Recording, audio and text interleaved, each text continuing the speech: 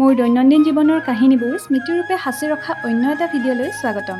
আজি জানেনে বহুত দিনৰ মূৰত মই আৰু মেচিনটোৰ মুখামুখি হ'ল। আপোনালোকৰ মনত আছেনে যোৱাকালি ভিডিঅ'টোত যে মই এইটো বনাইছিলোঁ, তো তাত থ'বলগীয়া মোৰ বিশেষ একো নাছিল, কিন্তু মই নিজে বনোৱা ৰিবনৰ কেইটামান ফ্লাৱাৰ আছিল, সেইকেইটাকে মই এনেকৈ সজাই থৈ দিছোঁ।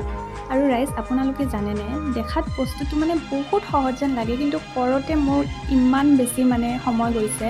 পিছে আপোনালোকে ধৰিব পাৰিছেনে মই কিহেৰে বনাইছোঁ? আচলতে টাকুৰিবোৰ শেষ হৈ গ'লে যিটো ৰৈ যায় সেইখিনি মই পেলাই নিদিওঁ, সেইটোৰে এনেকৈ বনাইছোঁ। আৰু অকণমান যোগাৰ লগাইছোঁ, কাৰণ আঠাটো কিবা কাম দিয়া নাছিল ভালকৈ। তাতে আকৌ চনেপে চুহাগা ৰংটো খুলি গম পালোঁ সেইটোও শুকাই আছে।